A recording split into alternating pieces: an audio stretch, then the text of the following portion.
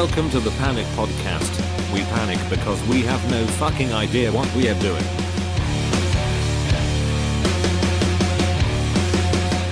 Hello, and welcome to the Panic Podcast. I'm your host, Yaar's Revenge, and joining me today we have a plethora of panicking guests. Why don't you introduce yourselves? What's up, guys? I'm Kimon Shannon, the co-CEO of Panic Attack. I'm Eugene Spencer. I am the head of Photoshop for Panic Attack.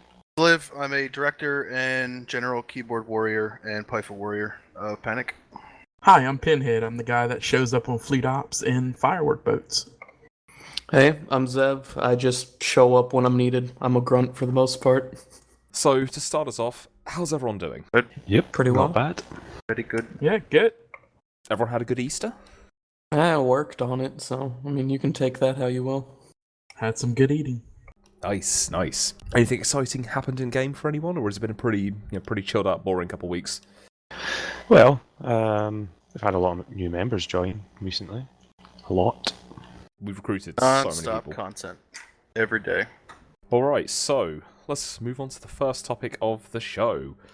The Assault Frigate and Heavy Assault Cruiser changes. A retrospective, if you will. How do we feel the changes have impacted the game in the last few weeks? Retribution OP. Mutants are really good. It's good to see different comps out and about now.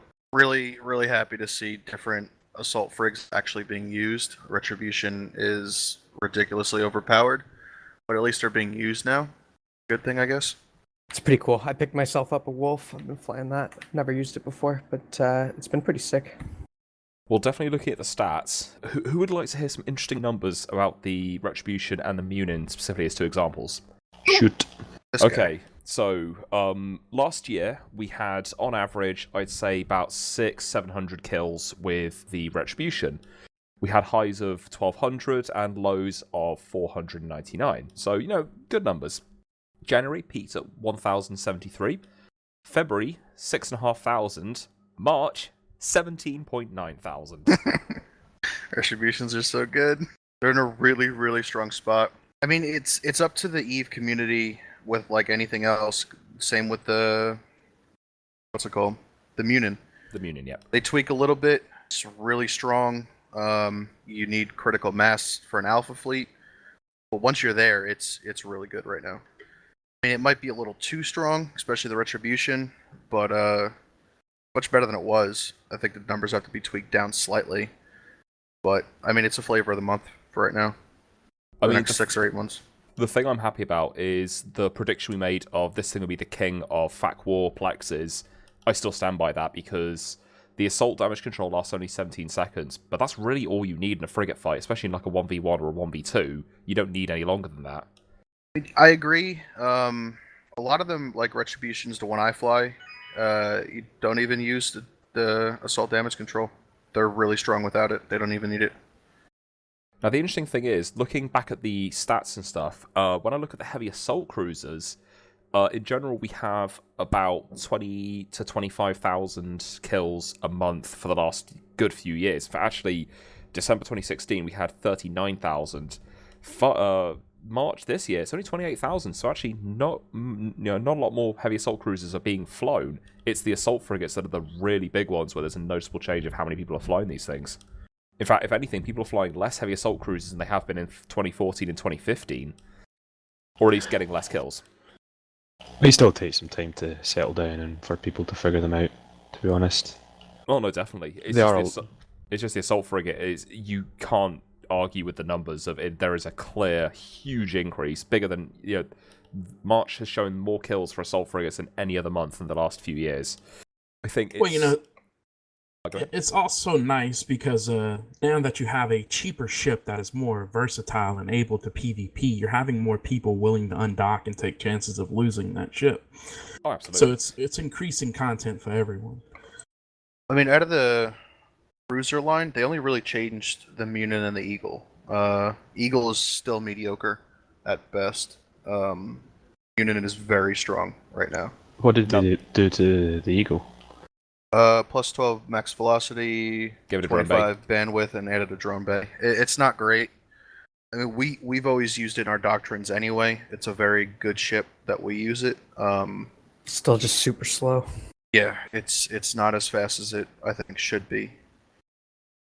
But I mean, outside of that, they didn't really touch the other assault cruisers too much. I think there's still another rework coming for some of the other ones, but I'm not quite sure.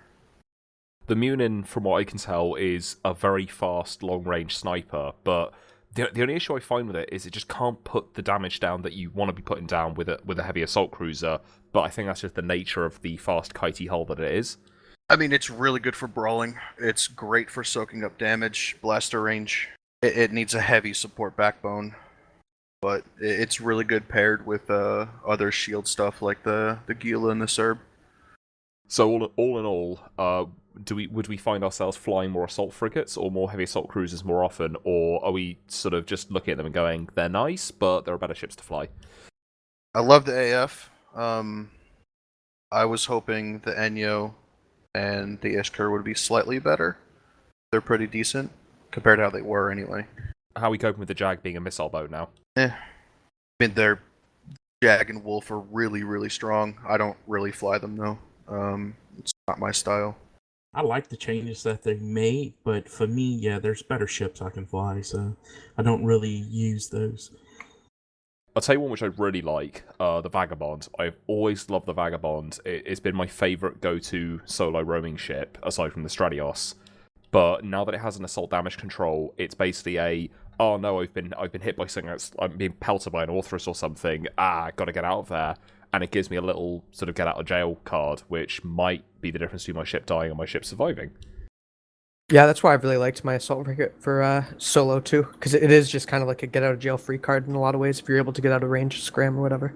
Yeah, well again, this links back to the sort of FAC War Dead Space things of you get in there, there's a single target in there, and it's putting a lot of damage on you. You hit that assault damage control, and boom, you're basically invulnerable for 17 seconds, which is enough time to kill the target. Like, I still don't think it's useful in fleet fights because, again, you put damage on the primary, they activate the assault damage control, 17 seconds later, they just switch back to you again, and that's it. But it definitely in small gang stuff, it's very, very good to have. I mean, it depends on what you use it in a fleet fight. If you broadcasted late, you can hit that, jack up your resistances, and then catch reps long enough.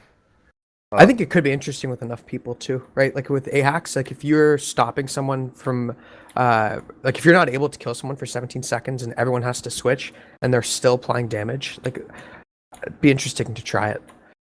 So you're it's like shooting dreads, really. Yeah, exactly. So you're sort of suggesting instead of it being used as an active, I'm going to use this to be an invulnerable DPS primary. It's I broadcasted late. I'm going to do this just to give the Logi a few extra seconds to try and wrap me up. Yes, I think it would work a lot better on the cruiser line, but not as much on the frig line. Yeah, on the frig line, if you're primary in a fleet fight, you're probably going to die anyway, but it's very good for small stuff in frigs, 100%.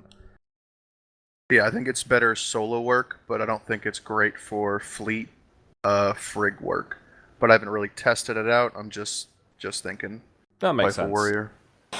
When baiting an enemy ship, remember to tell them you are bait, so they don't get confused and think you are actually scary.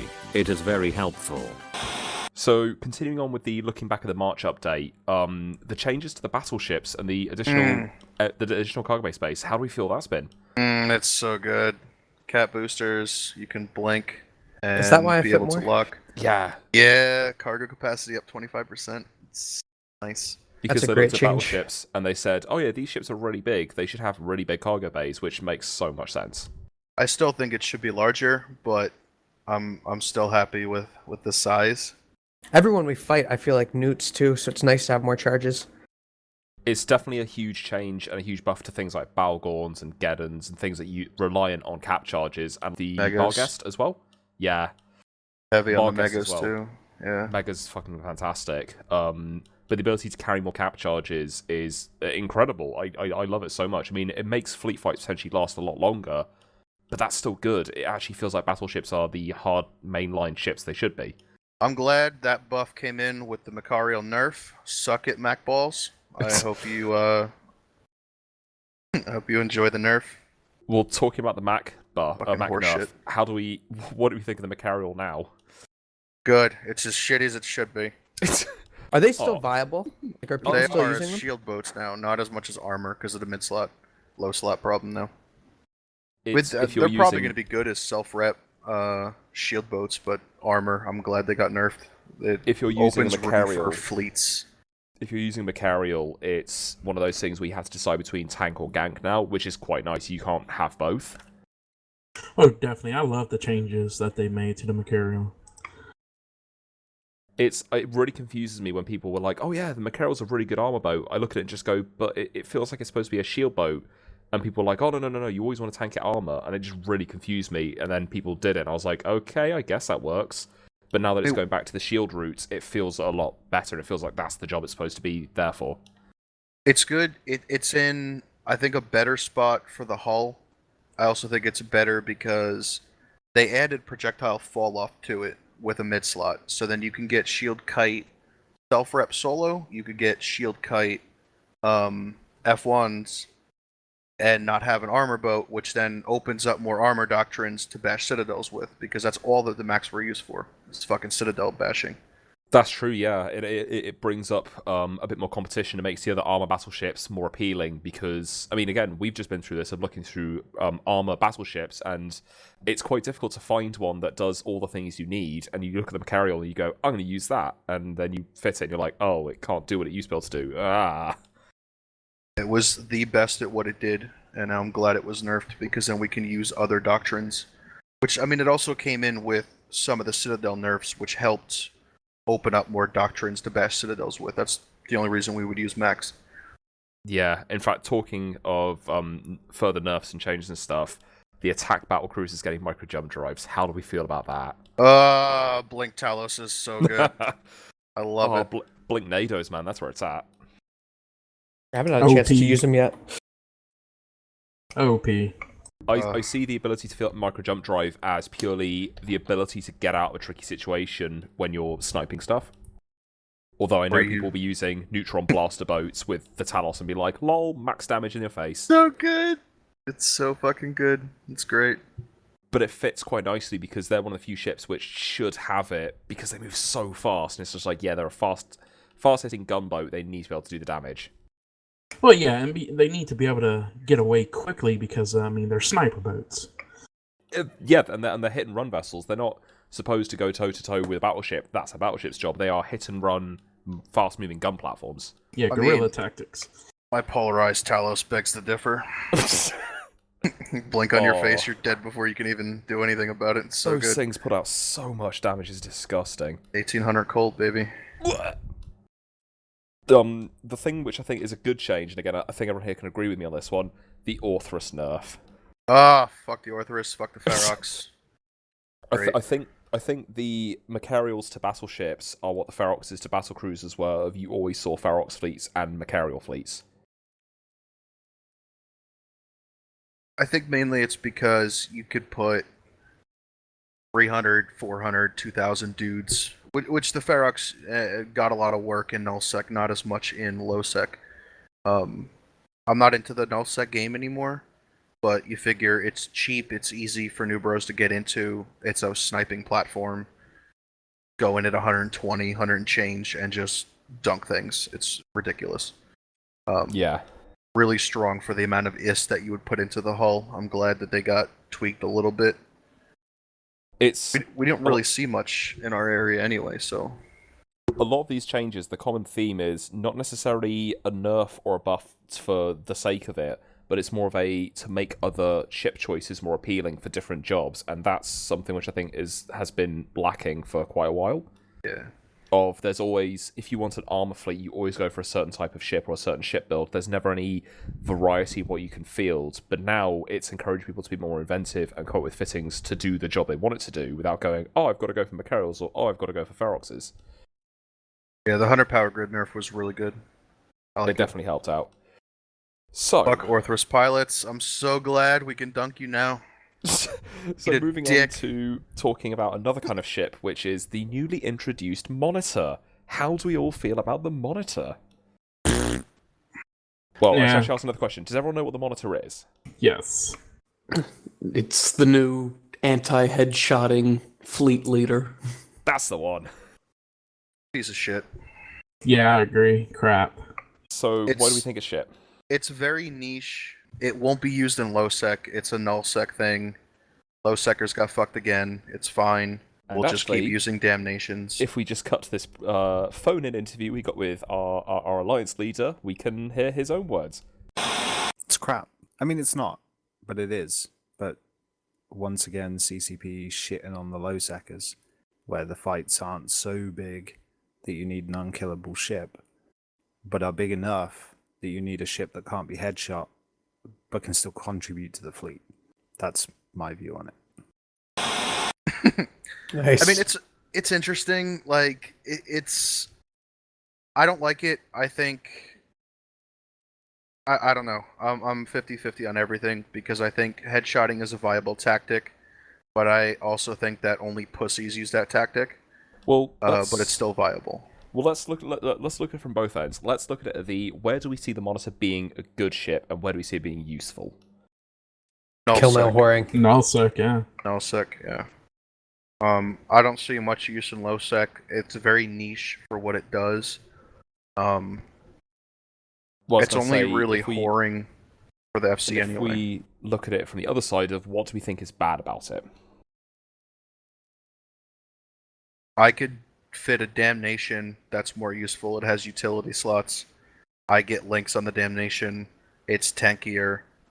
Yes, its SIG is higher, but I also think it's kind of comparable because the low SIG of this one, the raw HP you get out of a damnation as an FC boat, get a lot of utility out of having an actual ship versus with this in low sec anyway. I only have so many number of guys, and I can't sacrifice one to put it into a target painting unkillable machine. Well, the thing is, the target painter doesn't do anything. It has a 0% SIG bonus. Exactly. Like, it's just going to whore anyway, so it literally is doing nothing but keeping my FC alive, which he would be alive if he was in a damnation anyway, because that's the last thing that dies in the fleets regardless. Well, looking at the CCP's attitude towards it, because they released some statements about why they've designed the Monitor the way they have, and it's actually quite an interesting thing, so I'll just read this to you. They wanted to have the Monitor not be able to fit links, because their attitude is they want any ship that's providing any bonus or contribution to an actual battlefield engagement to be vulnerable to being killed, which is why the Monitor can't do anything with the target painter except get on kill mails. What do you guys think about CCP's approach to that? Is that a good approach, or is that a bit of a sort of sticking on a path that shouldn't be followed approach? I agree with it. I don't think the Monitor is like the worst thing ever. I think I think there's a good point to both sides, right? Like, to Sliv, like, yeah, damnation's better in some uses because you get the links and because like you're on grid and you're actually contributing. But I don't know, I could definitely see if you're triple boxing, you're an FC, or you're maybe dual boxing, like just attaching that to the anchor as your backup. Like, I don't think that's necessarily a bad thing, because I've seen fleets completely just get shut down, right? Like roams get completely shut down if you get headshot, and that's lame. So, well, that's something else as well, actually, you just mentioned, which is a good idea, is what about using it for an anchor on an ult that's doing nothing, because that thing's never going to die, and no one's going to shoot it because they'll go, oh, it's the Monitor, not going to shoot that. What do we feel about the attitude of using it as basically an unkillable anchor just to keep the fleet moving? I mean, it's unkillable, yes, but you can web it to shit like you do every other anchor. As soon as you just had experience in this. Anytime you switch an anchor, you're webbed to shit, your fleet's not going anywhere. Is it harder to kill than a damnation? Like, is it really that unkillable, or? It's got the SIG of a frig, dude. It's got a 30M SIG. Yeah, it's really difficult to kill. But like, if I fly a frig, right, like through a big battle, like the frig gets killed pretty easily. Yeah, but so, like, does it need logi or? Its resistances are all 90%. Base 90 resistance. Yeah, it's crazy. Yeah, it's got the HP of a damnation before links, not blinged. And the SIG of a frig. Well, one thing which the Monitor does have, which I definitely give them props to, is it has incredible mobility options. Being able to fit an MWD and an MJD means it can keep up with literally any kind of fleet build you want to do, except a frigate fleet. Until you're scrammed and webbed. Like, it's not immortal to that. You can web the anchor, you get a Proteus on grid, you get a Hugin on grid or a Rapier. It's not going anywhere. It's going to be a sitting duck. Yeah, it just sounds like the ultimate kill mail whoring ship, honestly. Well, if they had added resistances to webifiers and such, then it would be more viable. So almost like a cat I think battery we would with the use webs. it more. Yeah, something like that. That's actually an interesting point, just to sort of divert for a second. What do people think about, like, if they added in electronic warfare resistance modules like the cat battery for different kinds of e-war? Like, obviously you got the ECCM, which is there, but what if you had resistance to Weber fires, resistance to target painters, things like that? I think they would have to be newts. They would have to be balanced so carefully, because EVE players doing what we do on Pyfa, we would abuse the shit out of it. Because I know I sure as hell would. Hell yeah. But that's sort of a thing of you're still sacrificing a fitting slot for that bonus, and it's if you use it the right way, you can do some really cool stuff with it. But it's, again, you're right, it will be open to abuse. But again, it also encourages out of the box thinking of going, ooh, if I do this with this module, I get this effect, which is nice because it promotes clever thinking with fleet doctrines. The monitor is resistant 100% to ECM, 70 to damp paint, Newt, NOS. I think it should have an inherent bonus to web, just so you can have some mobility, if that's what it's being used. But again, I don't think it's used for low sec. I really think this is an all sec thing. I don't think we're really going to ever use it. Very, very rarely. I think it's too niche for a low sec kind of thing. Even wormhole space, I don't think they're going to use it. I think it's way too niche for shit. And wormholes, you need very specific ships and a very specific fleet, and you can only bring so many through the hole, etc., etc. So Yeah. I think this is mainly just a null sec getting headshotted by 2,000 men fleet resistances. I think that's its only purpose. And honestly, I'm not sure if Nullsec is going to use it to the full extent. They use it, but I don't think it will be a every fleet type of thing.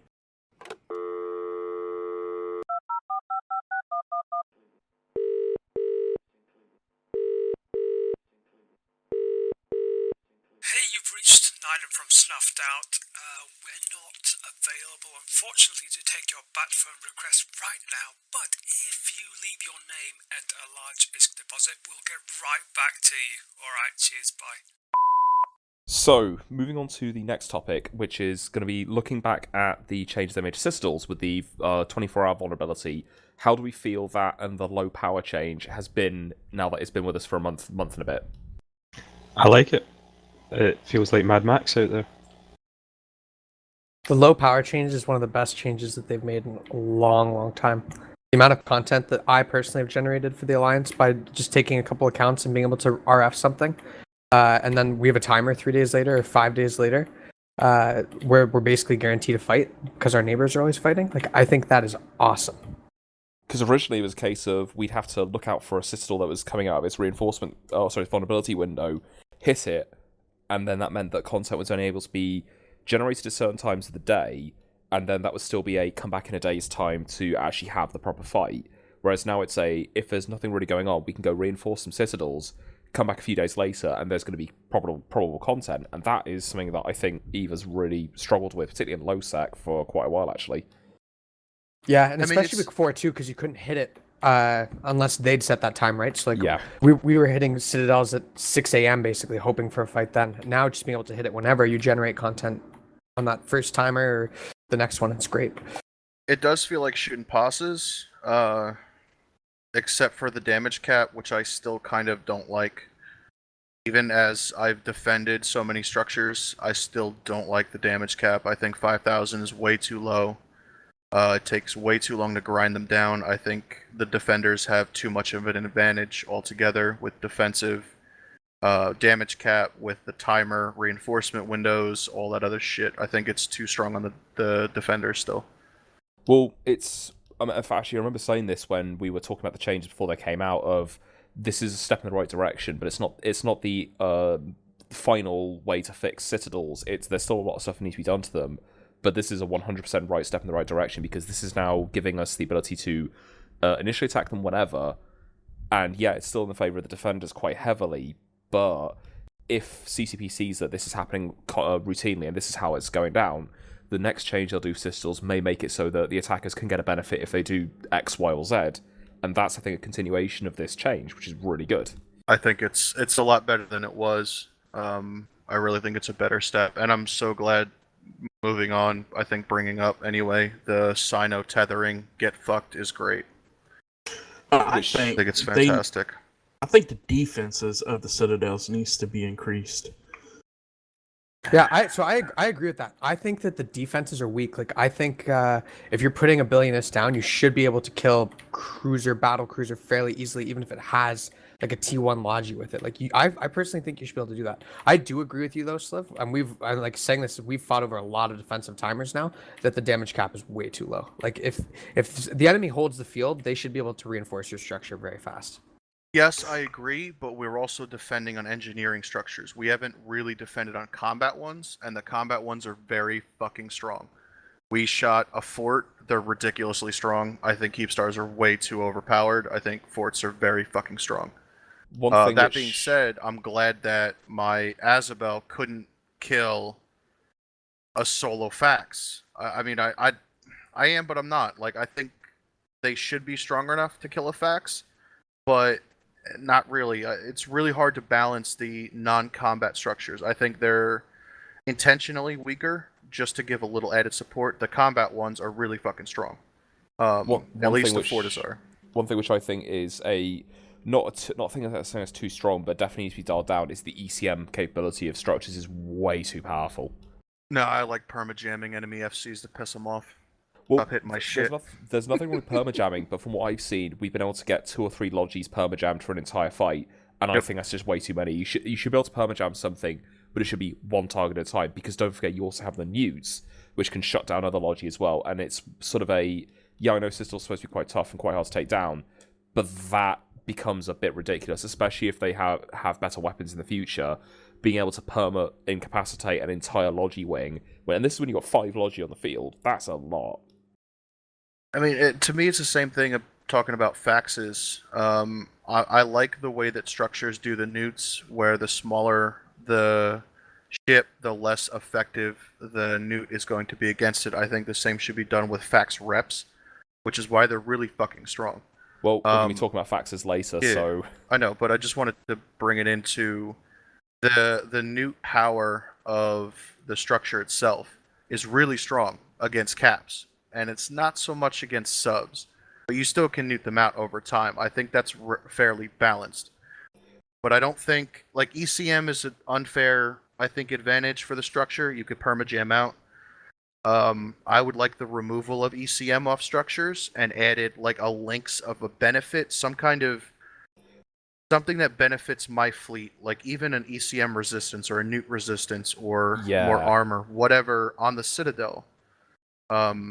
Or instead on the flip side, go ahead. If you're going with the whole route of a single ECM, which again isn't too ridiculous because you're only jamming one ship, give it the ability to jam things that are unjammable, like faxes in siege mode and dreads in siege mode, things like that. Because that means it's an entirely different kind of ECM, not just a super falcon. It's this is a Citadel which is very hard to take down because it can jam a fax, and that means faxes potentially might have issues on it. I mean, yes and no, because most faxes are going to be fit with 4 or 5 cap injectors in the mid, so they're going to be injecting every rep cycle regardless. That's kind of how they're built right now, which we'll go into faxes because they're fucking broken. I think it's good that the engineering complexes can't kill a fax, but I think that's also because faxes are too strong. Because the damage on them is really good for caps. Not muting them out, jamming faxes. That too. I think the ECM should be scaled in a way that if it's ECMing a capital, it should be stronger, and if it's ECMing a sub-cap, it should be a weaker variant, just like the newts are run. I just feel that caps in siege mode should still be able to be jammed. They just get a massive resistance against it. Yeah, it's because you're a fucking ECM pilot and it's cancer. But it's sort of there's no logical reason why they are unjammable when they go into siege mode. They just should have a huge resistance, so they can be jammed, but it's like a 1% chance. Because that means then you can at least do something to try and counter them. But we'll get onto faxes and sort of stuff like that in a bit. If you're having problems with pesky balanced Legion ships, the tactic to beat them is simple. Recruit them or drop carriers. Very effective. Much success.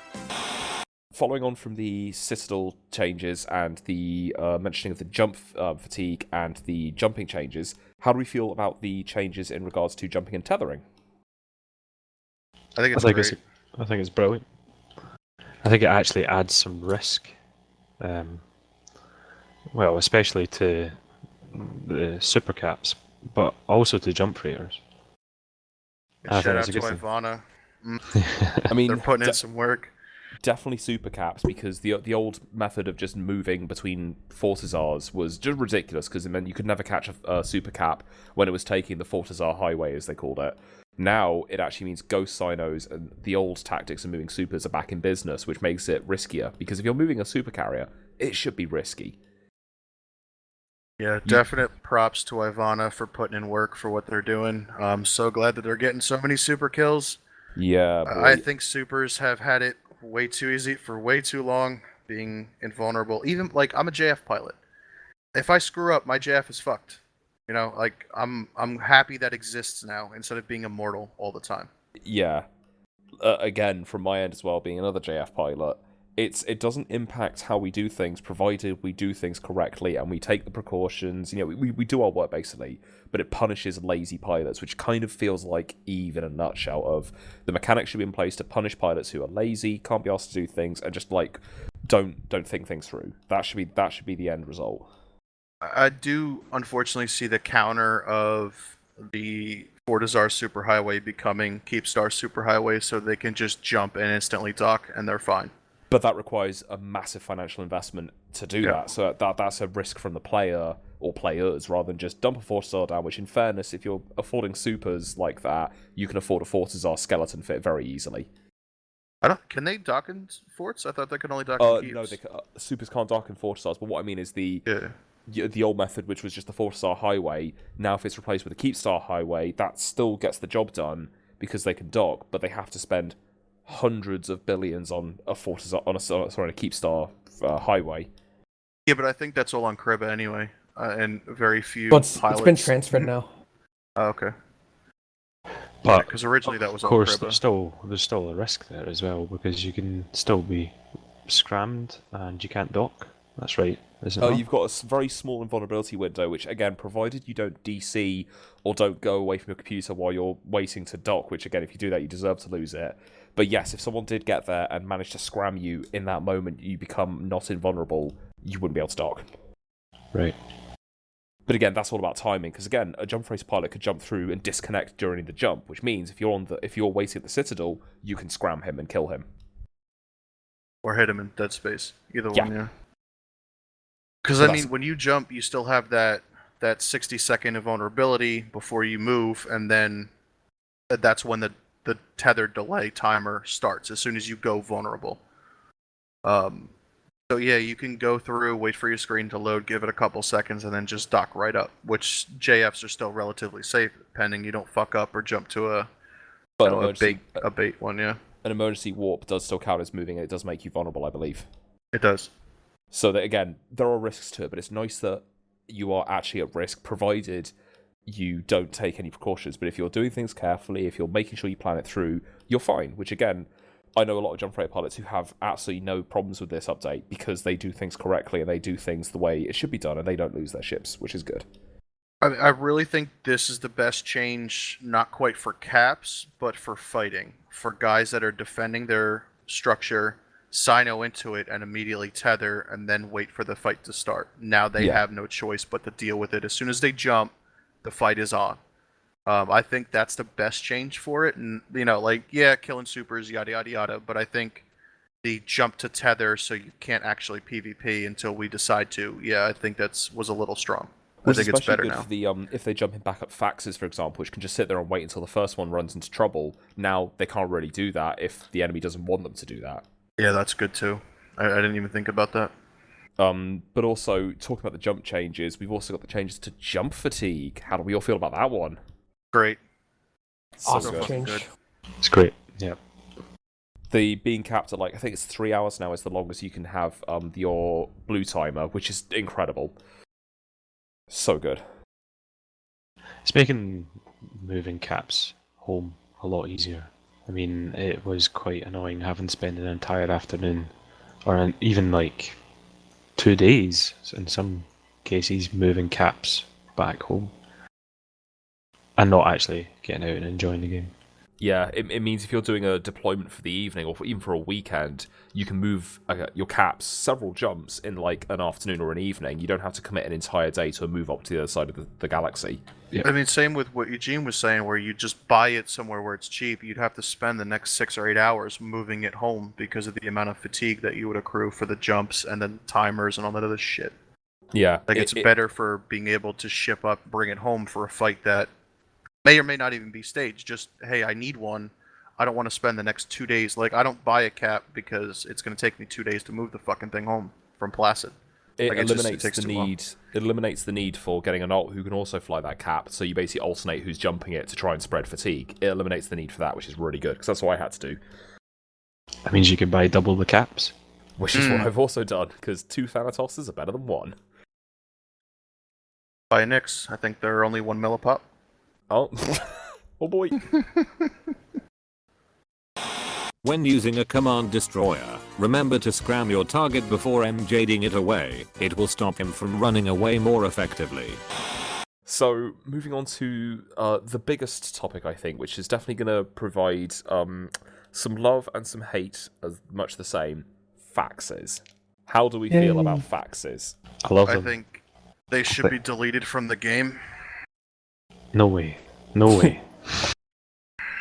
I love They FAXes. I would probably say they're probably my top ship type. I really enjoy flying them. You're always going to die. Broken as fuck. Why? You can't They fly are- FAX without a support fleet to an extreme. Yeah. So I don't know. I think they're not like broken as fuck. I definitely think that some of the self-rep ones we've seen are kind of crazy. I don't know if they should be so hard to kill necessarily, but I don't think that the reps are necessarily overpowered because you're putting a think lot they of are. assets on grid. Well, let's start with I think. Go ahead. I was going to say, let's start with an easy comparison. Let's say you've got a battleship fleet versus a battleship fleet. Equal size, equal composition, that they are basically identical. On one side, you have 4 Aneroses, or 4 Guardians. Say 4 Guardians. And on the other side, you have a FAX. What are the big differences between the 4 Guardians and the FAX in terms of survivability, repability, and also ease of use? Jam the Guardians, easy. Jam the Fax, impossible. The reps from the Guardians, I think it's roughly 6 Guardians equals 1 Fax. Self-rep or others. If you're equal size, the chance of you killing a Guardian is a lot higher than one side breaking through Fax reps or even killing the Fax, depending on how high we scale this. Once you get into ridiculous nullsec numbers compared to lowsec, yeah, it's easier to kill a Fax if you've got 2,000 guys on grid. But if you're doing like a 30-30 scrim, neither side is killing a Fax until somebody drops dreads, which I think takes too much. I think Fax reps to subcap hulls should be nerfed, just like they do Citadel. Scale down the reps so we can either punch through the reps with sustained DPS, or we could kill the Fax, because right now, neither of which are possible. Not to mention, if you jam, say, 2 of the Guardians, the cap chain goes to shit. And you start having Guardians go dry. If they don't recover quick enough. I would rather deal with 8 Guardians than 1 Nanasu any day. Agreed. And you can't even nuke them out. You run 5 or 6 cap injectors, they just inject, do a cycle, inject, do a cycle, and it's fine. And then as soon as they're out of boosters, they drop hauler. The other tactic, which is again a way to deal with Guardians, is spearfishing. That too. Can't move a Fax. We Python warriored, bump stabbers, everything that you could possibly fit to bump it. You can only bump a Fax out of triage. Once you bump it in triage, it doesn't move. Can't even, you'd have to move the fleet away from the Fax. Scram chaining negates all of that still. And they just tether up to the Fax. I think they're way too strong on subcaps. I think 1 Fax should not replace an entire Logi wing. I think a Logi wing should be there. 5 or 6, 7, 8 Guardians would be better for a subcap fleet than dropping 1 Fax. I think it changes the way the game is played too much. And I think they're way too strong on their own. We don't even have nullsec problem or wormhole problems. Wormholers have more of a problem with FAXes than we do in lowsec, and we still have issues clearing them off the field. See, Like, but we could the drop thing is, there's no dreads. middle ground, right? Like, you're either putting Guardians down, which are cruisers, and if I'm dropping a bunch of faction battleships, like, there should be something that can rep them very, very well. The Nestor is the only thing. Was this on your podcast that you guys talked about this? We did in fact talk about this a few months ago, where there should be some sort of battleship class logi that bridges the gap between the Guardian and the Force Auxiliary. Yeah, because I don't think that, like, I get where the fax comes from, and if you want to scale it down 2 subcaps and make it like a great carrier repper, like, okay, but you can't just have the Guardian be the alternative, because having, especially like in our fleets, like we could never have 8 Guardians. We wouldn't have enough DPS usually, unless we had like max form, right? But you put a couple faxes in, and all of a sudden, if your faxes are doing really well, you can fight outnumbered. You can fight a bigger fleet. You can, but then it becomes a stalemate very quickly, depending on how. Like, if we have 2 faxes, they have 2 faxes, both sides are equal numbered in subcaps. It's a stalemate until somebody drops dreads, because neither side. There needs to be an breaking end game, though, right? fax I mean, that's the thing, though. Once you put caps down, like, you started the escalation game. So at that point, whoever can escalate more wins. And I think that, like, as Eve gets older, that's the direction the game goes, right? Because people want to use their big stuff. I agree with that, but I don't think it should be required, because it's almost required to bring a single fax and more DPS than have the availability to bring a better unskilled Logi wing. Like, if I have new bros that want to run Onis or want to run Guardians, they can do that. They're not really new bros, but they have the SP that they can run a subcap Logi, but they can't run a fax yet. And then once you put in the fax, you negate all my Logi pilots into 2 guys, and then the rest of them have to go DPS, even though they love Logi. I think that negates way too much of a fax wing, and it forces people to go into faxes rather than we have a couple fax alts here and there, yada yada yada. If we want to do cap fleets, but I think subcaps with subcap Logi would be a lot better. I think it would be a lot more interesting anyway. Gameplay, you got more people involved that can do it rather than you take out the entire fax wing, throw more DPS, and then once they drop 2 faxes, we have 2 faxes on grid. It's a complete and total stalemate until dreads hit the field. I think that forces an escalation that it shouldn't. We should have the availability of escalating if we want to, not have to, in order to win the fight.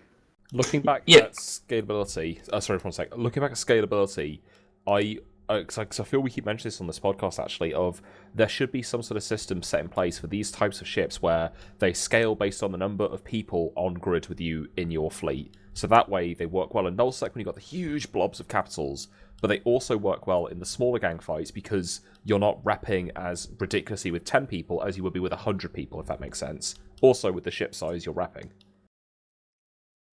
Sounds complicated. Yeah. Good. No, I suppose I agree. Yeah, they are overpowered for subcap. I think there does need to be a logi for caps and super capitals. Because the problem you have is if you balance the ship to, say, rep subcaps, which, again, the Guardian is optimized for, it reps subcaps, it's not very good when repping capitals. If you have the Force Auxiliary, which is balanced to rep capitals, it's too good for subcaps. There's no middle ground, because you can't balance a ship to do both jobs unless you start factoring in things like the sig radius of the ship you're repping, or the amount of people on grid with you, things like that, because that's the only other way you can have a ship that scales with every kind of ship class you'll be repairing. I mean, that's kind of factored in currently with, again, Citadel newts, is it's stronger on the bigger ships. I think they should do the same for faxes. It wouldn't force us to drop faxes. Well, another thing that affects the faxes is they're relatively cheap. I mean, they're not really that expensive, so you can afford to drop them and lose them. So they're more prone to dropping them. One other problem which I have with them, which again, actually I think I've talked to you about this, Slev, is the ability for a transport ship to just land on you at 0, drop cap charges, and you instantly replenish. So if a fleet spent half an hour trying to drain you dry, all that work is undone in seconds. There should be something where you can't scoop from a can if you are repping someone or have taken damage. Like, reps should have an aggression timer, and you shouldn't be able to scoop from a can if you have an aggression timer. I mean, then you get into the whole what about fleet hanger argument, all that. Well, I mean, that's... I get where you're going with it.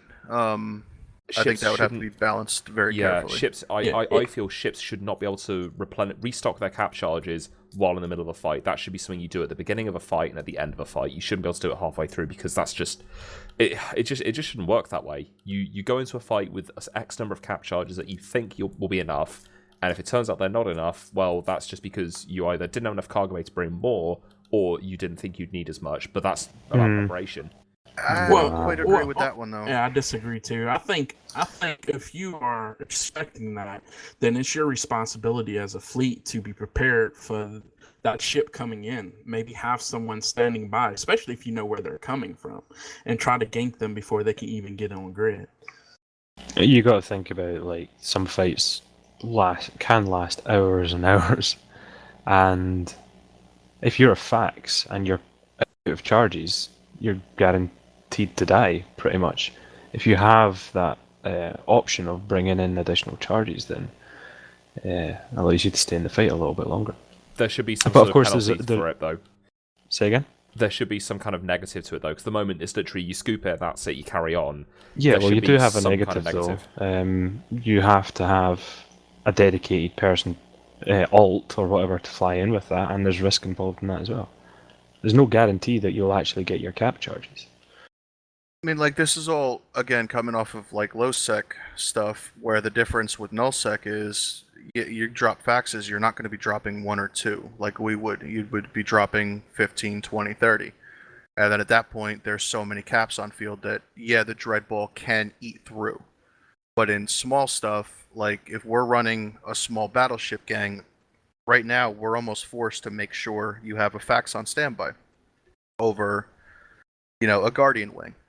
So I think like the rep power, the subs, it should be nerfed, and it would maybe get people to want to fly subcaps in smaller fleets. I mean, I think the power of repping to battleships from faxes is too strong. I think that would help a lot of the low sec stuff versus null sec, where I mean, I don't really think it's going to matter because there's so many guys on field that you're going to punch through reps anyway. When we have a very careful balance right now of how many Logi do I have on field versus how many DPS so I can punch through even a Guardian wing. I think our opinion too is a little bit affected because we fight on these structures all the time. Like, there's a lot of roaming gangs out with subcap Logi. We need to remember that, like, about low sec in general.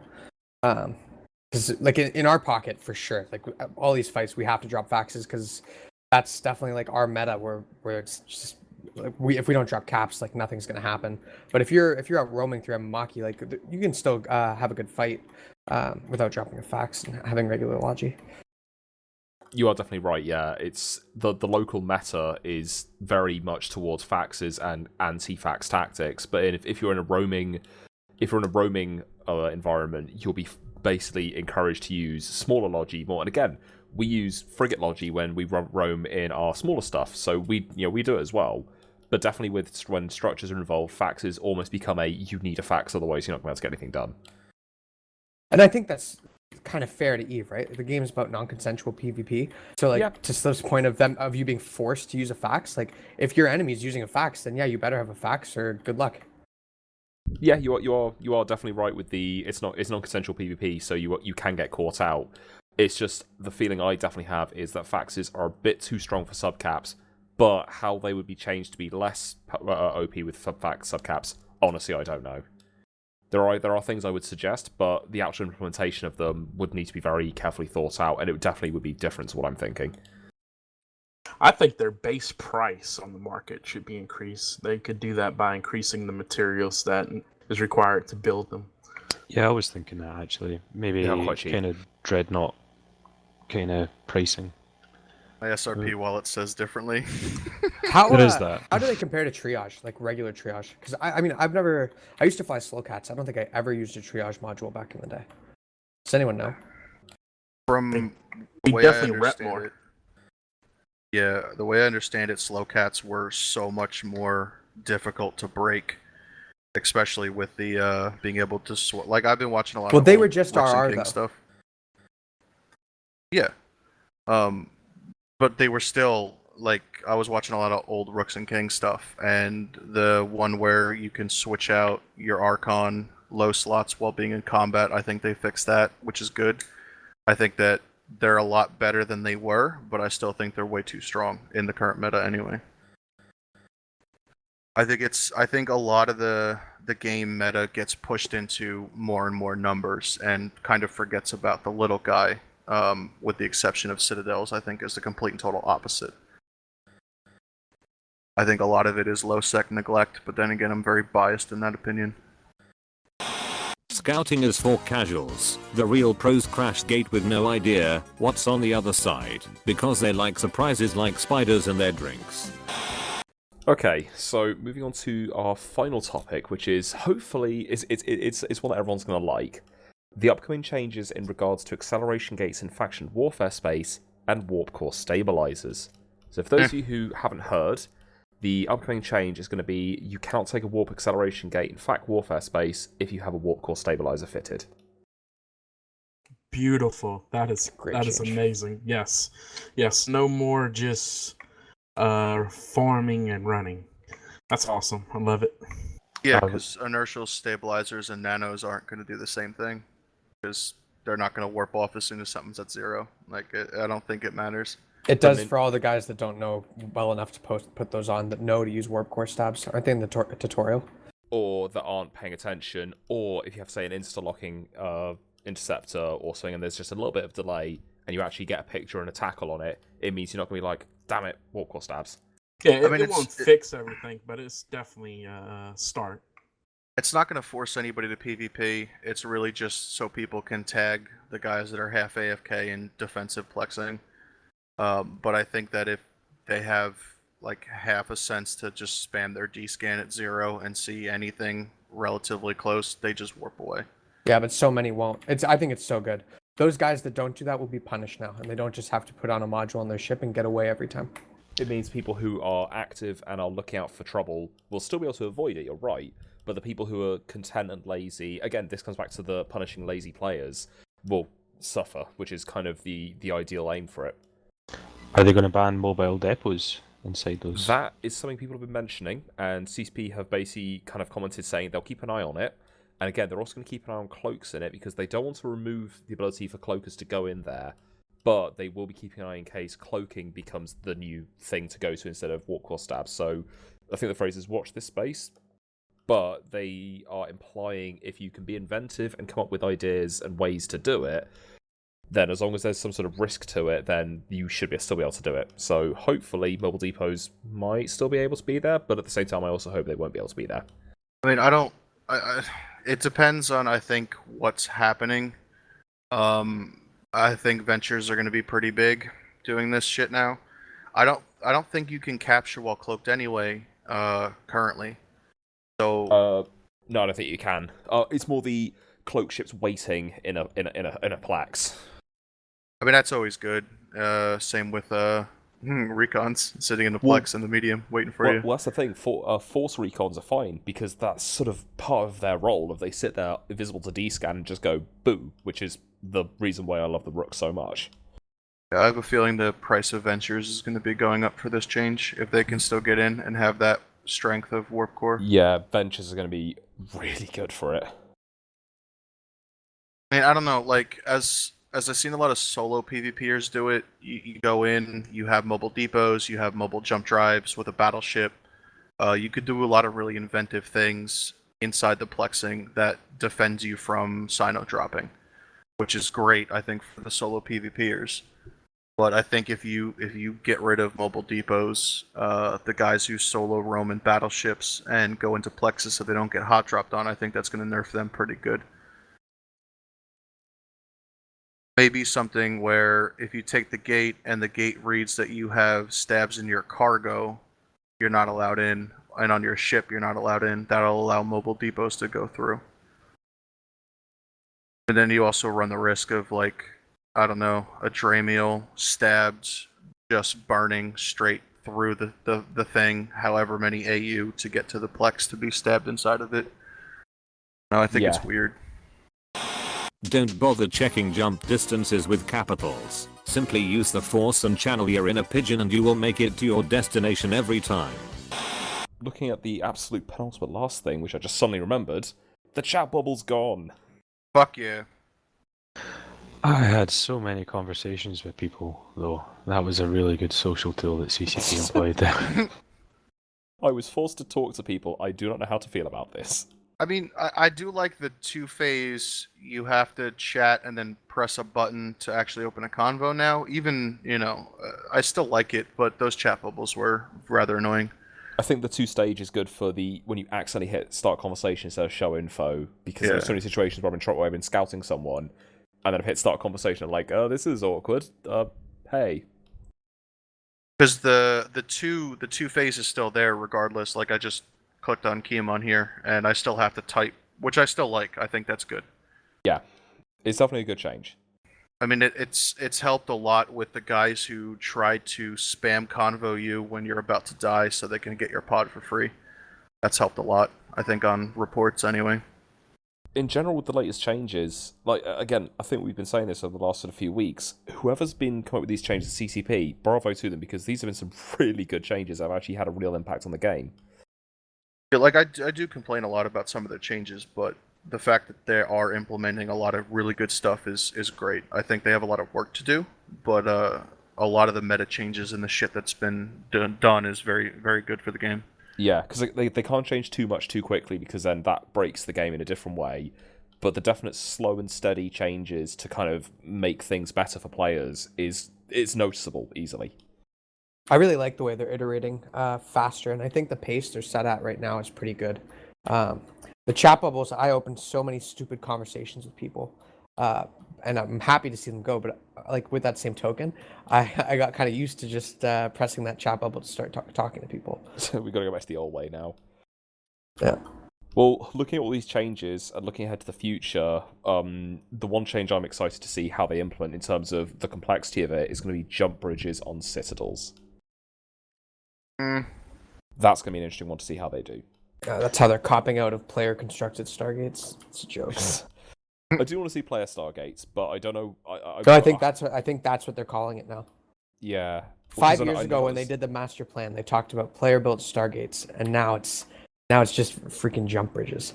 We should get a low set gate to stain. I think that would be good. Well, that's the thing I'm thinking of. Like, will these able to be used in low sec with just like a shorter range or something, or will they just be just for solve?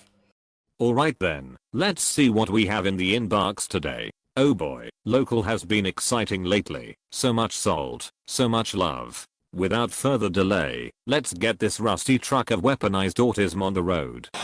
Notice my boobs. No, my boobs are huge. Look at them. Yaaar's revenge, big cock. You boys are out of time, sorry, try again next time. Does shit get this comical? I can't even.